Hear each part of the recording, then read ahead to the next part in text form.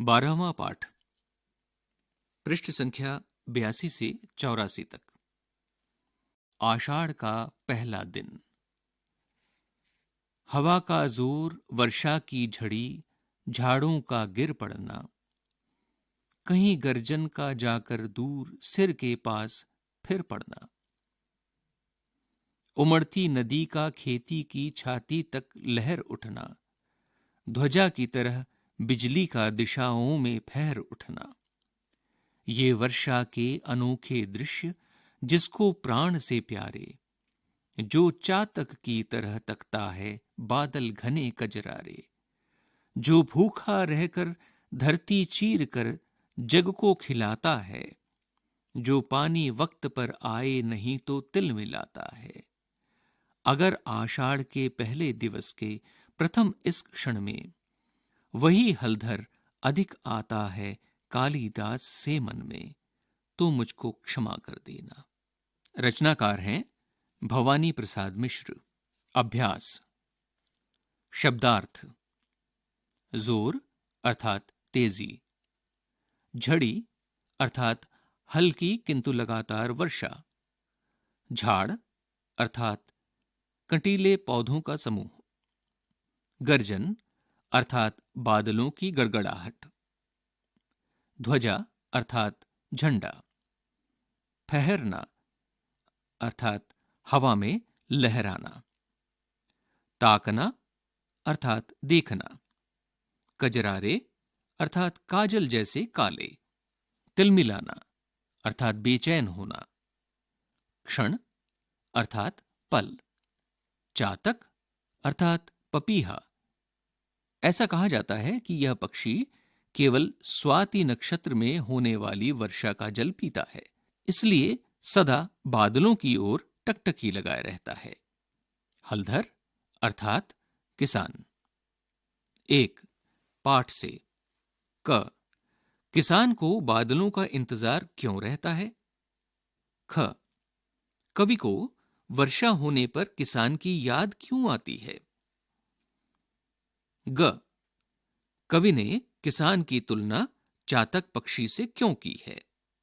2, पाठ से आगे। क, कवि ने कविता में वर्षा ऋतु का वर्णन किया है।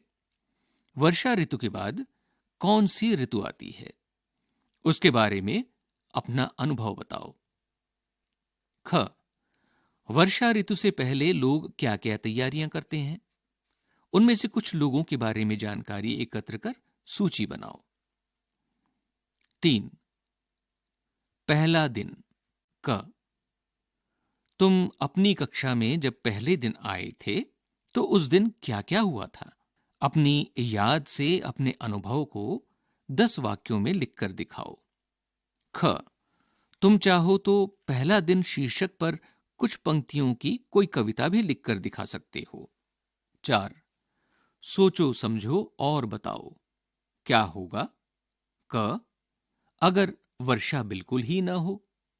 ख, अगर वर्षा बहुत अधिक हो। ग, अगर वर्षा बहुत ही कम हो।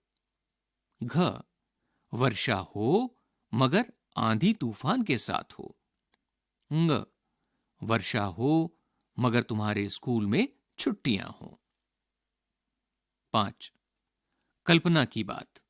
कवि अपनी कल्पना से शब्दों के हेर फेर द्वारा कुछ चीजों के बारे में ऐसी बातें कह देता है जिसे पढ़कर बहुत अच्छा लगता है। तुम भी अपनी कल्पना से किसी चीज के बारे में जैसी भी बात बताना चाहो बता सकते हो। हां, ध्यान रहे कि उन बातों से किसी को कोई नुकसान ना हो।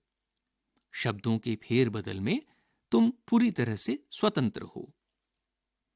6, तुम्हारा कवि और सबकी कविता।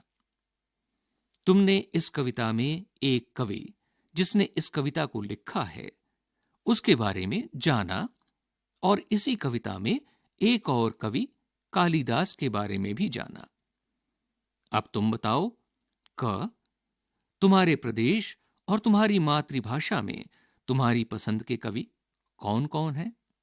ख, उनमें से किसी एक कवि की कोई सुंदर सी कविता जो तुम्हें पसंद हो को हिंदी में अनुवाद कर अपने साथियों को दिखाओ। 7. नमूने के अनुसार। इन शब्दों के बदलते रूप को दर्शाने वाला नमूना दिया गया है, उसे देखो और अपनी सुविधानुसार तुम भी दिए गए शब्दों को बदलो।